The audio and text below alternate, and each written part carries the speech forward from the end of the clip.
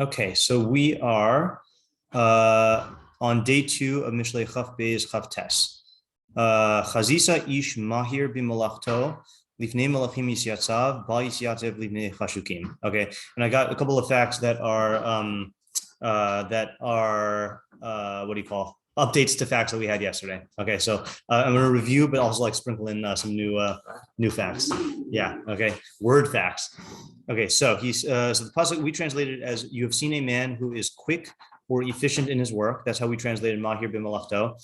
Before kings, he will be firmly established, or he will stand.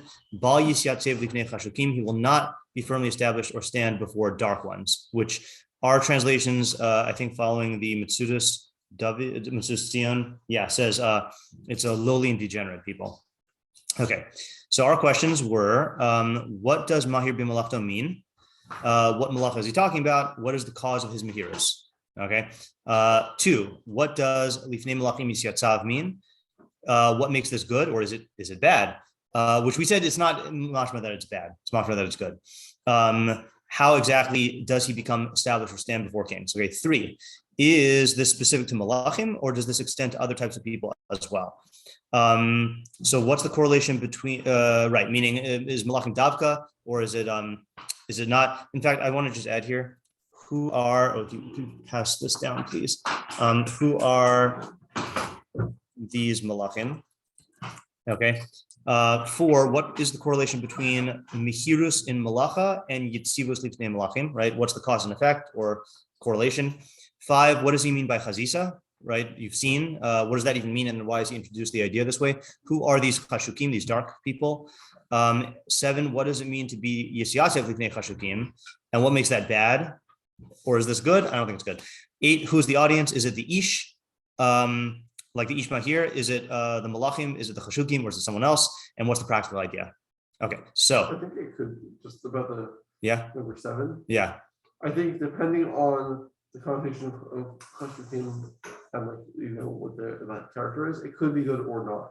And I think that one's maybe I would argue that one's a little more ambiguous whether it's good or bad. Yeah, I mean, the only reason I'm not even interested in that approach is because, like, Mishlei typically works in opposites. There's a good half and a bad half, and a good result and a bad result. That is the style. So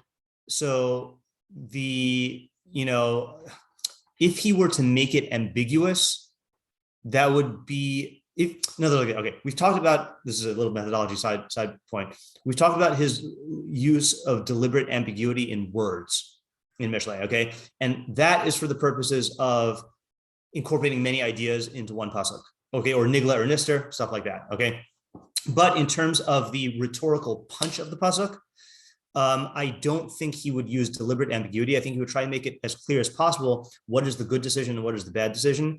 And this reads like the first half is good and the second half is bad. And the fact that all the meforshim say that, to me, indicates that it is not just a forced read, it's a wrong read to say that lifnei chashukim is that he means that lifnei chashukim is good. You could say that being lifnei chashukim is good in other cases. I just don't think he's saying that. Okay. That's my firm stance. Yeah, okay. I'm sticking to it unless someone disproves me. Okay, all right. So new fact. Okay, this is not going to radically change things, but a commentary that we rarely use is Shadal, and the reason why we rarely use Shadal on Mishlei, I love Shadal, but the reason why we rarely use him on Mishlei is I don't think he wrote a commentary. I think he wrote notes. Like many times he just jots down like little notes. So here on our pasuk he says mahir ayin Yeshaya tes zayin hey. Okay, methodology point, always follow the the references. So you go there, okay, and you have this pasuk that says, I don't know the context. Okay, methodology point, always look at the context. Okay, but it's not going to make a difference here because you'll see. Huchan b'chesed kisei v'yashav alav emes b'ohel David shofet v'dorsh mishpat u'mihir tzedek. Okay, so his throne was prepared in chesed, and he sat upon it in truth in the tent of David. I think this is talking about Shlomo. No, maybe, or Mashiach. I don't know. All right. Shofet v'dorsh mishpat. He judged and sought justice. Umihir tzedek. Okay. Now this is where we have to get technical. Okay. Is this the same word as the word in our pasuk? Possible. Yeah. It's possible. It's possible. I would say yes because you're trying to test. Okay, so the word, so strictly speaking, what? I've heard this adultery. No. So first of all, just factually speaking, we read the word differently, right? Our pasuk is mahir, and this is mihir. Okay.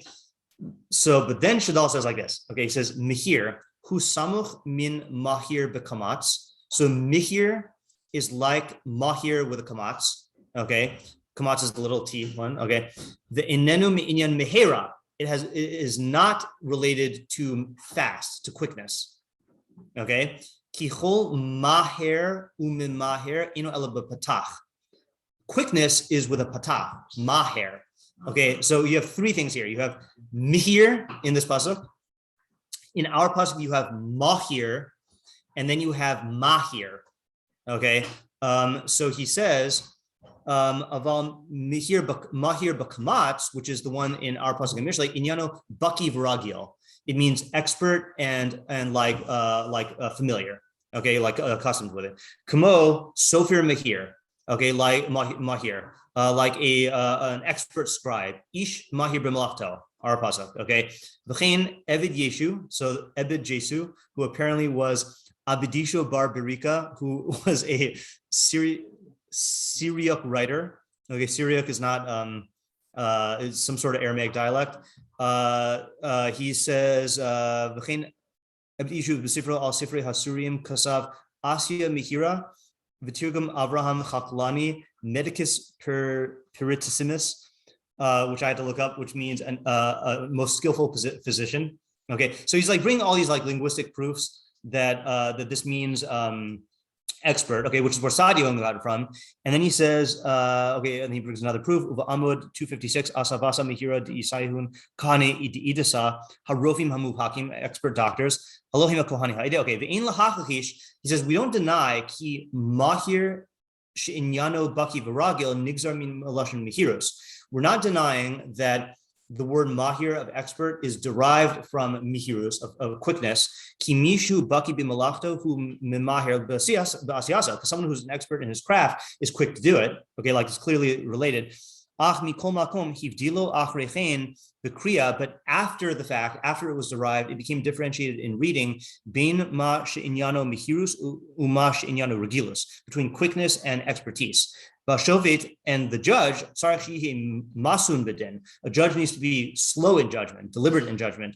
Veloma maher, not quick. Gam ki barov hahergo yimaher lahavin mihu hazaka hachayev. Even though, due to his abundant experience, he's quick to understand who is guilty and who's innocent. So what we see from here. So the reason why I went into this whole thing is, this is why people who are. So I'm at a dual disadvantage.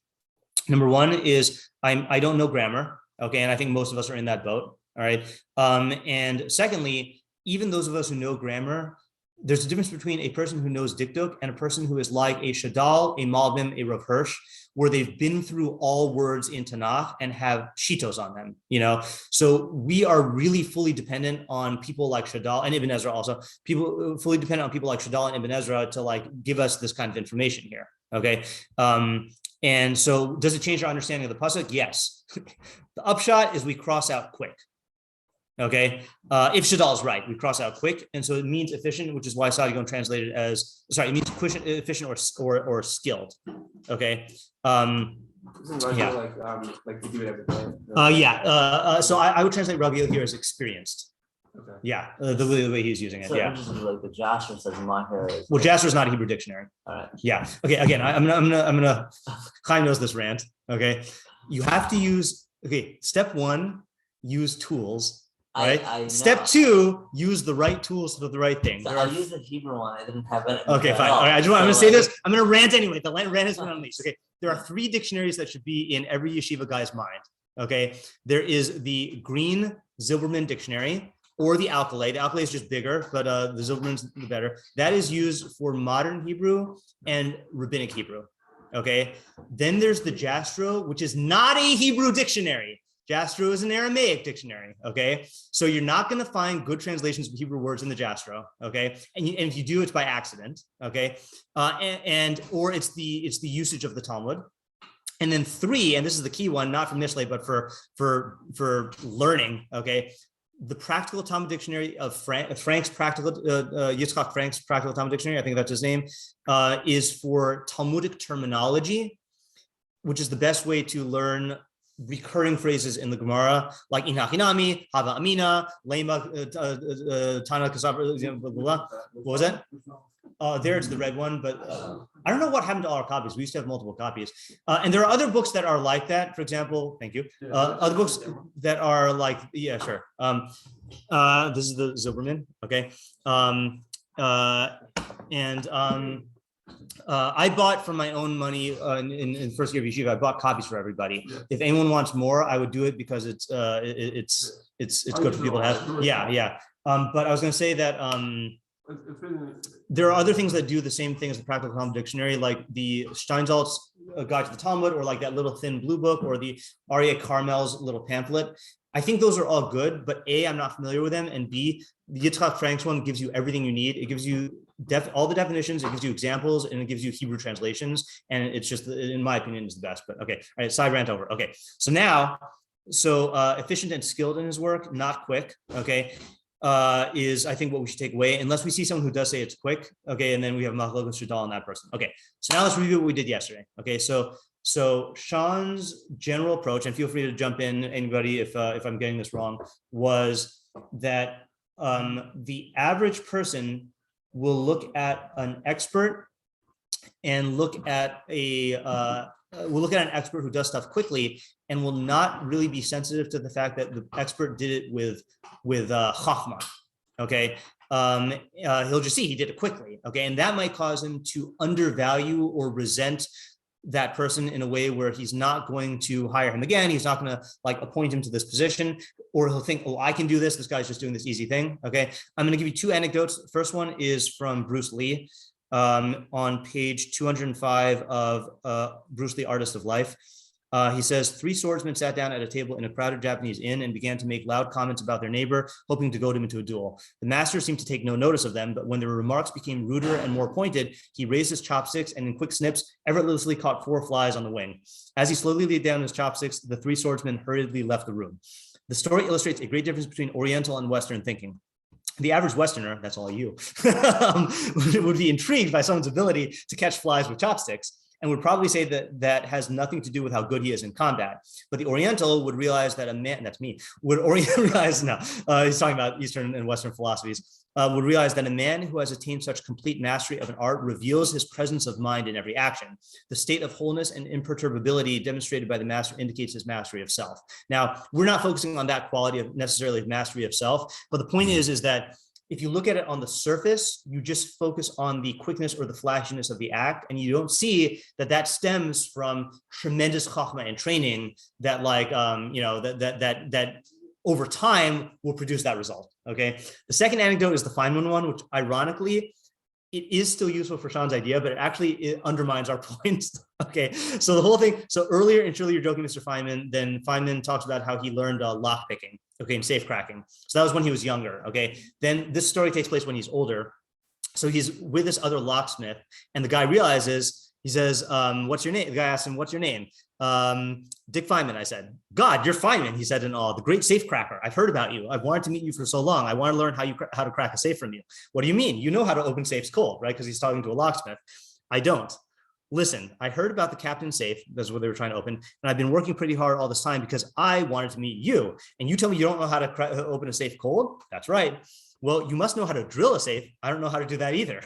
"What?" I exclaimed. "The guy in the property section said you picked up your tools and went up to drill the captain's safe." Okay, so that's what he's talking to Feynman. Feynman picked up the tools, to drill the captain's safe. Okay, so Feynman says, suppose you had a job as a locksmith. Here's Sean's point. Suppose you had a job as a locksmith and a guy comes down and asks you to drill a safe. What would you do? "Well," I replied, "I'd make a fancy thing of putting my tools together, pick them up and take them to the safe. Then I put my drill up against the safe somewhere at random and I go, so I'd save my job." Okay. So Feynman says, "That's exactly what I was going to do." So the guy says, "But you opened it. You must know how to crack safes." Feynman said, "Oh, that was Feynman talking?" The guy said that's what I was going to do. Oh, yeah, right. Oh, yeah, that's the guy. The guy said that's exactly what I was going to do. Yeah, the guy was gonna do that. No, Feynman says that's exactly what I was going to do, right? Feynman's asking the guy. He said, "Well," I replied, meaning Feynman replied. Yeah, No. that's Feynman. That's fine. I don't think so. The guy was going to I just drill. Yeah. Well, Also, I replied- I know the guy was going to drill it and he did something else. Okay, That was so let's see if it works out according to your reading. That's exactly what I was going to do, but you opened it. So the guy says, the Feynman says to the guy, "You open the safe. You open the cap and safe." "Oh, so this is fine." So I'm getting the stories mixed up. This is when Feynman learned how to open the safe. No, Feynman asked the guy how to open the cap and safe. I'm confused. The guy said, suppose you were a locksmith, Yeah. what would you do? He says, The "Oh, guy said that, Yeah. but I thought the guy's in disbelief that this is Feynman who's saying, "I don't know how to open safes." I thought neither of them know it. Isn't that like, No, here's the thing though. So the guy says, okay. Okay. Okay. Feynman was shocked that the guy opened the cap and safe. Oh, so this is after they open the captain safe. Okay, fine. Yeah. Oh, okay, all right. So Feynman's learning the guy's trick. Yeah. Yeah, okay, fine. Yeah, right. Okay, fine. So then he says, "You opened it. You must know how to crack safes." Oh yeah, I knew the locks come from the factory set at 25-0-25 or 50-25-50. So I thought, who knows? Maybe the guy didn't bother to change the combination, and the second one works. Okay. So the point is, he did use a trick, but you see from here the point that Sean was making, which I think is going to be the essence of the idea, which we still need to work out, which is that it's not okay. Well, there's two things. One part of yesterday's idea is that there's quickness that comes from expertise, and there's quickness that comes from some other source, right? Which is going to be lack of expertise in some way. Okay. And then the second distinction is that there are people who appear like who make their expertise known or recognizable, and there's people who don't. And then the third distinction is there's people who can spot the difference between quickness, that's expertise, and people who can't. Okay, those are like the three variables on the table. Okay. Did you say the first two again? Yeah.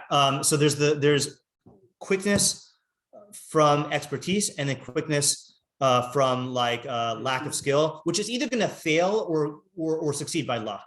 Okay, right? Like in like Rebbe's example of like when the car doesn't start, so you just kick it and then it starts, like that's not the same thing as an expert mechanic, even though you got it to work, right?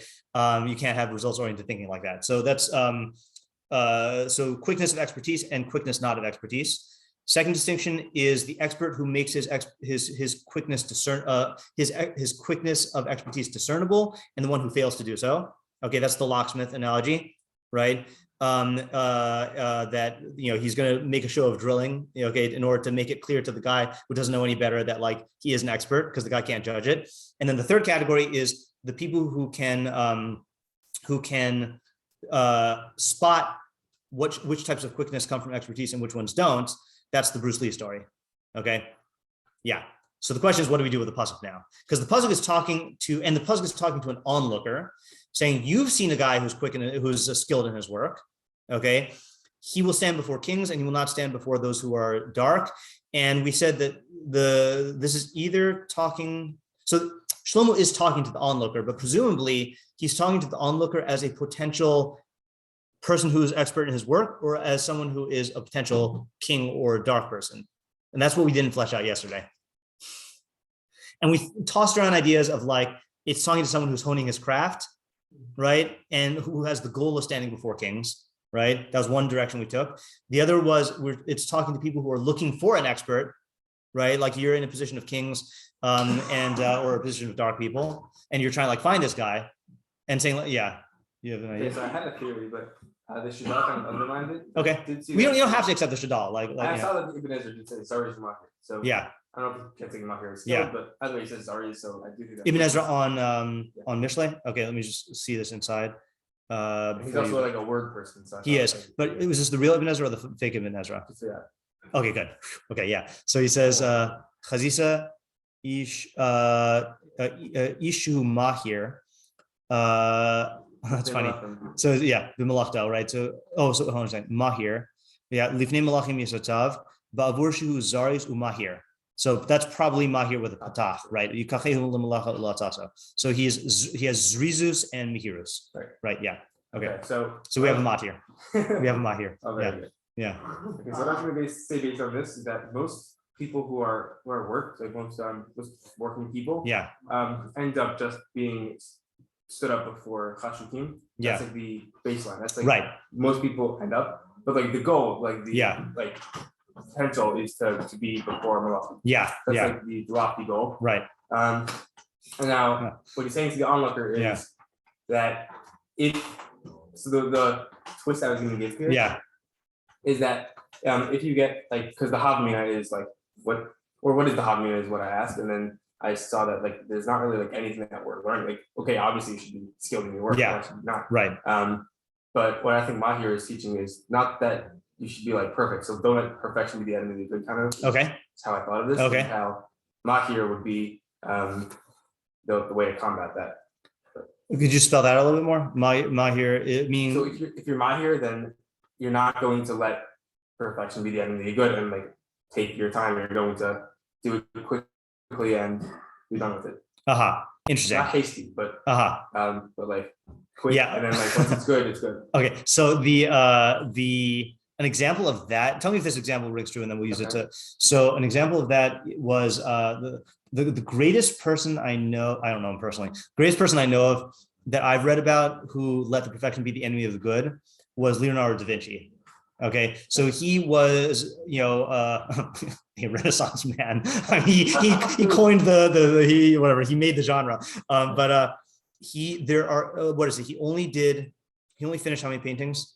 Like, hold on, how many paintings did Leonardo da Vinci finish?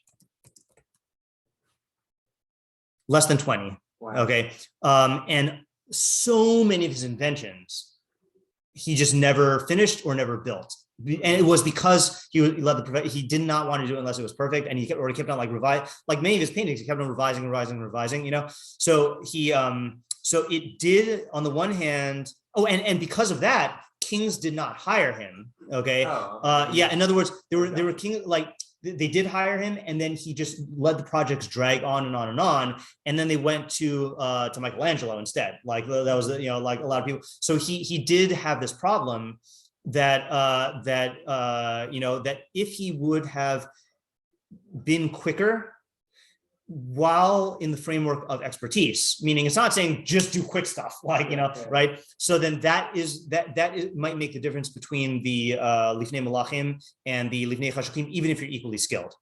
Yeah.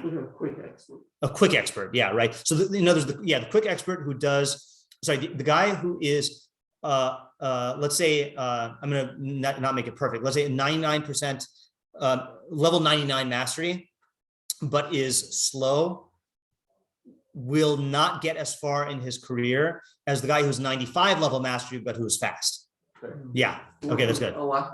Alacrity. Yeah. And I'll give you another example of this is that that this is if anyone goes into teaching in any capacity, whether like I mean, I've seen this mostly in Torah teaching, right? Is that for people who spend a long time in yeshiva who are like mahir in their chachma, they want to make the perfect shiur. Okay, and that's great if you're only going to give one shiur like every couple months, But those of us who have been in the trenches of like Jewish day school teaching, when we have to churn out 7 classes, 7-hour-long lessons a day, then like you are forced to not make the perfect enemy of the good, because when the bell rings, the students are there and you have to teach, So it is if you can, and that's actually a life hack to get if you're the type of the person who makes the perfect enemy of the good, then you should set yourself up to make a deadline. Like, for example, I use this trick. This is how I became a proficient writer, which is, every summer I wrote an article every day. And at the end of the day, I had to produce an article, no matter where it was. I just had to produce it, So are my writings less perfect than they could have been? Yeah. But if I had just allowed myself to I'm not going to write this until it's perfect, then what do you? Yeah, exactly. Yeah. And then this is the problem that I have now with the Stoic Jew podcast is in my first year in yeshiva, I made an episode every day. And I just said, okay, well, I got to make an episode, and now I'm like trying to get perfect and I'm spinning my wheels and it's horrible. Yeah. All right. So that's a good idea. Okay. I like it. All right. Can we do this? Let's read the Meiri with yesterday's discussion and approaches going on in the background, because the Meiri has a nice thingy.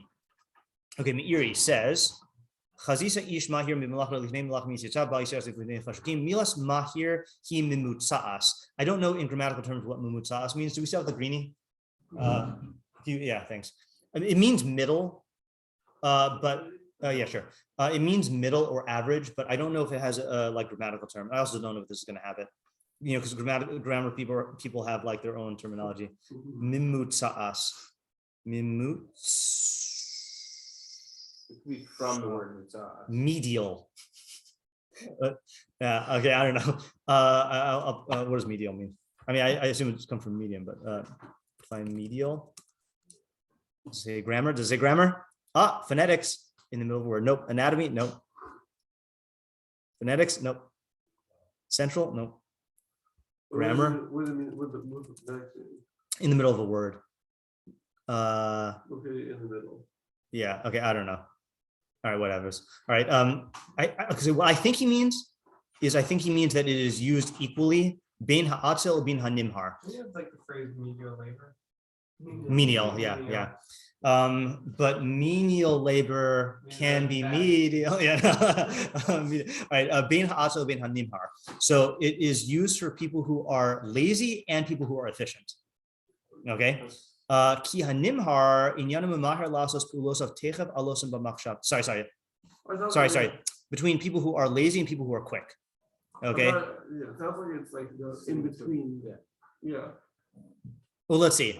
He says ki hanimhar inyanim mahar lasos pulos of techav alosim b'machshavto. So a quick person does his actions immediately as they arise in his thought. Mibli machshavah b'histachlos, without any planning or thinking. Hu nikra gamkin atz. Mishlei calls this atz, which means like hasty. Okay, the ha'atzel and the lazy person, who hane'adar meyasos af ma sheyargish bo to'eles v'hatzlacha. The lazy person is someone who refrains from doing something, even if he senses a benefit or success in it.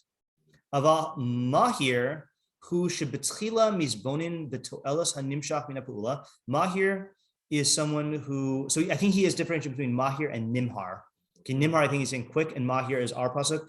Someone who contemplates at the outset the benefit that will come from this action, obenizka, or the harm that would come from not doing the action, or whatever, doing the action.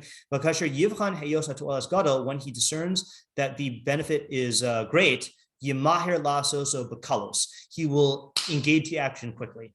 Okay, so the slow part is he thinks through whether this action is worth doing and what the consequences and benefits are. Then once he decides on it, he does it without delay. He's quick to act. What? I was going to say that. Yeah. I refrained because I already made that reference on Friday night. Yeah. Therefore, you would not say about someone who's just good at doing the action, sofer mahir, an expert scribe, umahir tzedek, or someone who is quick in judgment. You would not say about him that he's mahir b'malachto. Oh, sorry. You would only say lo tamar rak al tova pula sofi mahir umahir tzedek mahir b'malachto. That you would only say that he is mahir b'malachto if he thinks it through ahead of time and then engages in it swiftly. V'hu be'atma inyan charutz. This is the same meaning as the word diligent in Mishlei. K'moshe hizbar, as we'll explain. Okay, so let's see him carry this through into our pasuk. Ulafia nigle, according to the open external meaning, yiyad b'charitzusu uv'mehirus hatzlacha. It is promising you about diligence and quickness in success. That you'll stand before kings.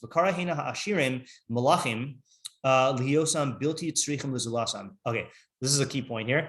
It's calling rich people kings because they are not dependent on others. So we're not talking literal kings, we're talking about people who are rich. Lifnei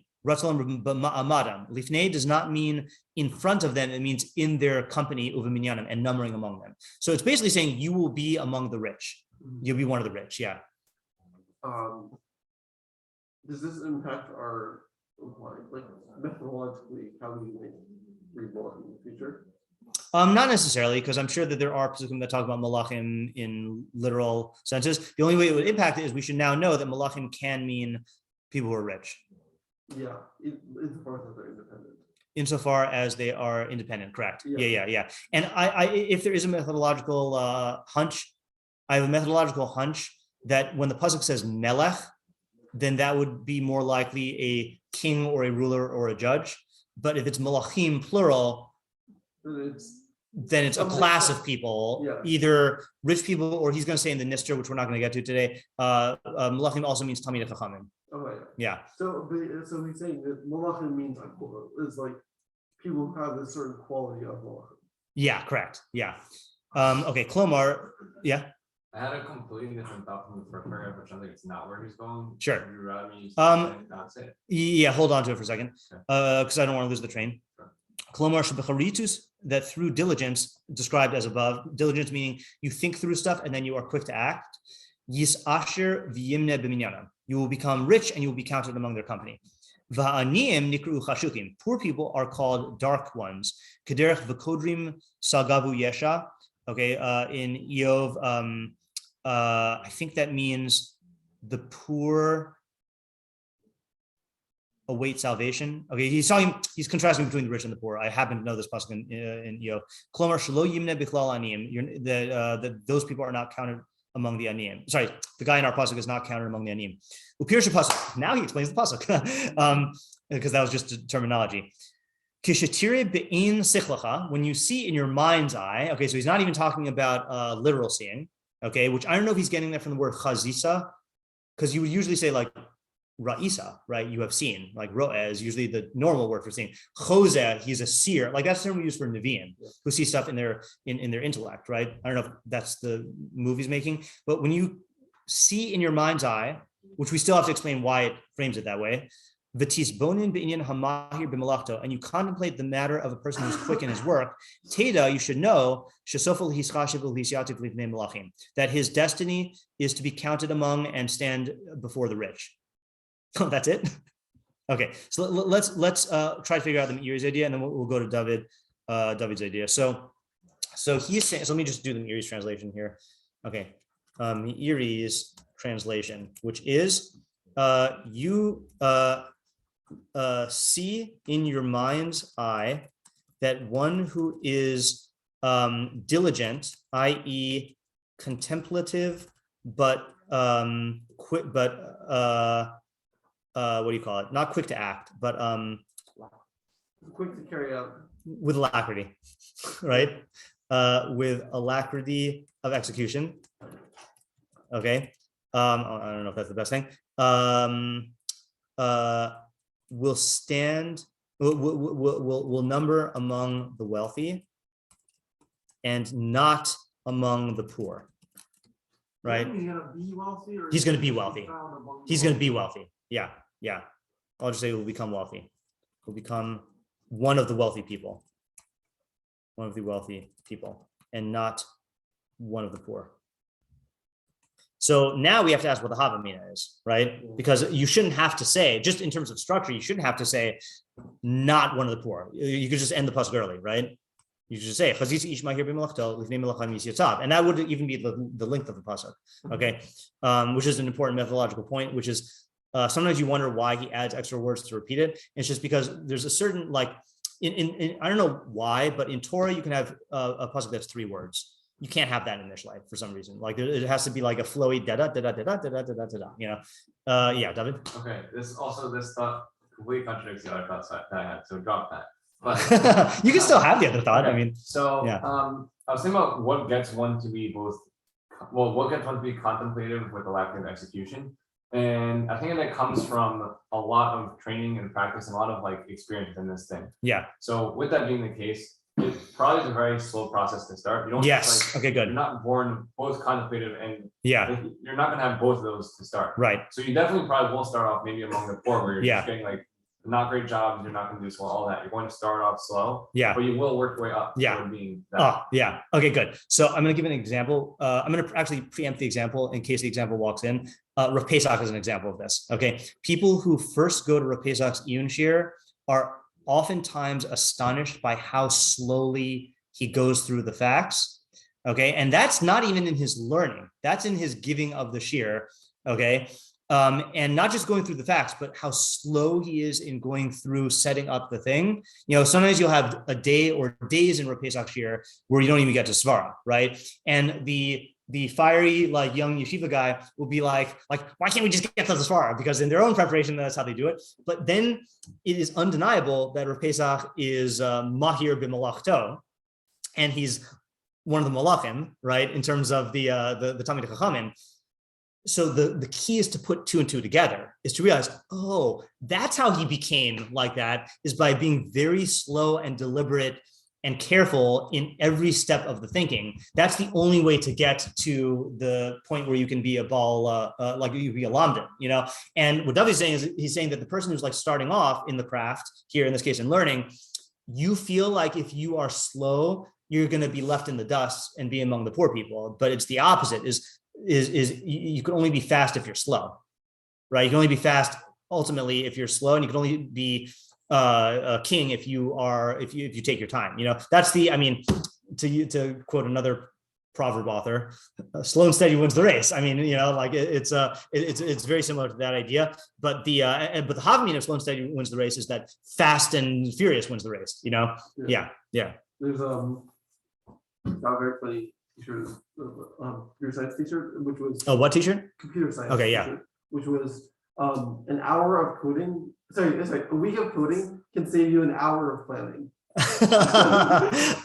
That's funny. Yeah. Because like there's the same phenomenon of it doesn't feel good to like be like thinking about how to plan the software that you're writing. Yeah. Because like you want to just do it. Because, Yeah. because you have like some initial thoughts about how to want to start doing it. Right. And then when you do that, you're gonna make mistakes. You're gonna build it poorly, and then you need to like really like keep redesigning things because you didn't spend the time Right. getting to. Correct. Yeah.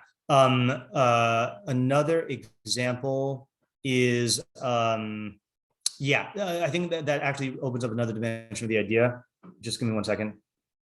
I think that there's I don't know if the pasuk is teaching this or if this is just a mistake within the inyan, that I think a mistake is that people don't view the planning as part of the work, right? And they feel like they could just engage in the work. But if you view the planning as part of the work, anyone want to finish that thought? You see where I'm going? I can't put it into words. Yeah, Exactly. and also then they because they are like, oh, I should do I should do the work, and then this because they see the planning as external to that. Yeah. Then they feel like they have to. Then it's like wasting time. Yeah, that's it. It's wasting time. Yeah, I have an example of this. Yeah. In BT, in teaching, in shall have it, in when I taught high school, so what I would do during the summer, so the beginning of the year is very stressful for teachers, and because there's like so much to do and you have all new classes and stuff like that. So I would spend a good amount of time in August.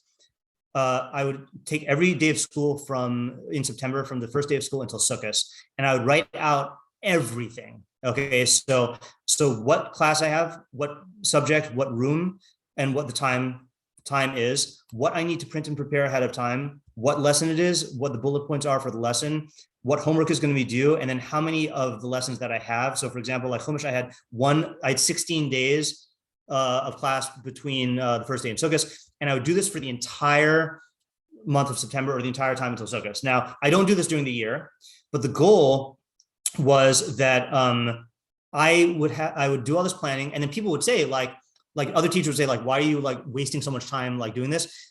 The difference is when they start school, they have to plan every day, and they have to plan and execute at the same time. Whereas I put in all this time at the beginning, and I can then just go through the whole first month without any planning or thinking. I can focus totally on teaching, So you invest at the beginning and view it as, and that's doing the work. That's front loading the work, Whereas people will look at the preparation and say you're just wasting time, But like that's just not Say again. Is that the grasshopper and the other bug fable? I don't know if I know that one. And the ant, what's it? That's a grasshopper, another bug. Grasshopper and like another, maybe an actual grasshopper. I don't know what it was. Yeah. But like the idea is that like the one was like being like very was working a ton like during like the fall, and the other one, and then I think that was I don't know which one was which. Okay. And the other one was like, "Oh, you're a fool! Like, why you working so hard?" And then it comes to the winter time, and the other one dies. Okay, that's interesting. That's good. Yeah. For the winter. Yeah, and then Mishlei. Yeah. I'll Yeah. Okay, good. W, you had another idea? Okay, this was on the flip to say that someone who you were just talking about and you dropped that thing fast thinking stuff thing, but Yeah. so I was thinking also then someone who okay, so someone who's like very like they're so good at their work, they don't even realize how good they are. Yeah. They don't realize like what it takes, like what is going on in their mind that happens. So a lot of them I feel like intuitions that get built and things like that. Yeah. So this we're talking to someone who say is like a manager of skilled person to then make sure to only put that person in front of other skilled people who can actually gain from him. Don't put him in front of the dark ones who are like the non-enlightened ones in this area. Because say you think like, oh, I'll put an expert in this area, and then who's gonna be the best at teaching people who really don't know? Well, the guy who really knows his stuff. Yeah. Right, but really the flip. The guy who really knows his stuff is gonna be like too far beyond people don't know. Exactly. Yeah. That's so. Just as an example, I don't know if I buy that as a shot of the pasuk, but as an example of that big mistake that you sometimes have high school teachers who are like PhDs and then they'll get into a high school teaching class. They're horrible teachers because they don't know how to break it down into the level of the people who they're in front of. Like they know their subject really well, but like that doesn't mean that it's going to translate into being able to like break down very well. The reason why I don't like the idea for the pasuk is it's like, so you're saying it's the audience is the manager, right? Yeah. And telling him how to allocate a skilled worker that he has. Yeah. For some reason, it just seems too far removed or too narrow of a circumstance. I like the idea. It doesn't. I also feel like the tenses are wrong because I feel like that needs to be the imperative, not the future tense. Establish him in front of Noah and not for the country. But the future, I think, can be used for imperative, though. Okay. Yeah, I think that pronoun is bothered by. Also because he said it doesn't. Yeah, Chazisa is a little weird. That's true. Yeah, Chazisa is gonna be weird no matter what, though. I think. Yeah. Okay, so let us. Yeah. It makes sense if it's describing a phenomenon. Yeah. But it makes less sense if it's like the more instructive it is, the less it makes sense. Mm-hmm. All right, so he's gonna serve the good people. He's not gonna serve the low people. Let's just do this Rביni Yona really quickly. He says, so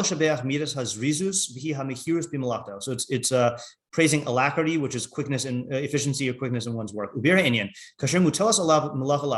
a malacha incumbent upon you to do, lo yishkot ha'ish ki im kala hadavar lasoso. He should not rest until he's done the thing. So quickness in work includes preparation for it. I think that's what he means. Sorry, doing it, losing my words, right away. Yeah, doing it right away. Like the opposite of procrastination. What do you call it?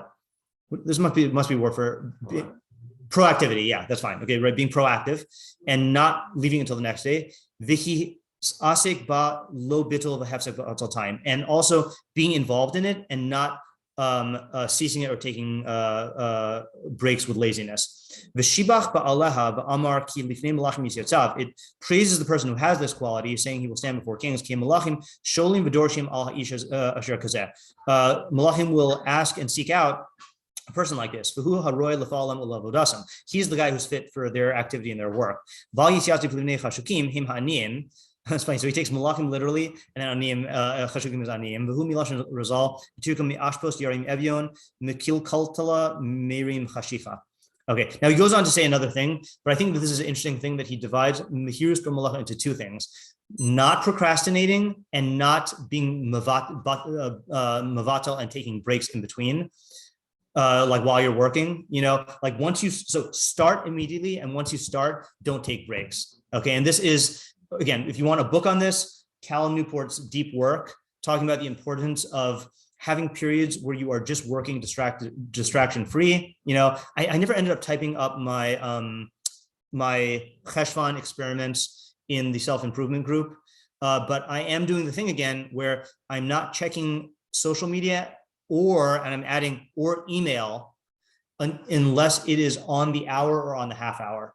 So I used to have Facebook open and Gmail open, and it was for learning purposes also, because like all of the people who I'm constantly like asking questions from on Facebook, and email also, like in case my rationalization is in case I get an email that has to do with like learning, whatever. But like I realized it's distracting me from the learning, and I also obviously deleted all social media on my phone. So I only allow myself to look at these things on the hour or on the half hour to ensure uninterrupted focus on whatever it is that I'm doing within the those at least half hour chunks. So yeah. Okay, so we got ideas from here. Quick summary. We have you had an idea to start off with. Yeah. Just jog my memory again. Yeah, not letting the perfect be the enemy of the good. That the difference between the expert and the expert who stands before malachim is, do you let the perfect be the enemy of the good, or are you quicker? Do you finish before the other craftsman, right? And that's it's addressing an expert and telling him what can hold him back. Okay. Second idea is meiri. What was the idea from meiri? Jog my memory. Preparation. Yeah, right. Is the way. Yeah, slow at the beginning will get you to be fast and rich at the end, right? And then third idea is Rביני Yona of the make sure that you engage quickly, immediately without procrastination, and don't take breaks in between. Yeah, and then we still have a lot of valuable stuff from yesterday, but I just don't know how to put it together yet. Yeah. Okay, so Bli Neder tomorrow we will start chapter 23. Yeah. I have to print new packets, and I should do it immediately when I get home. Okay. All righty. Have a good day.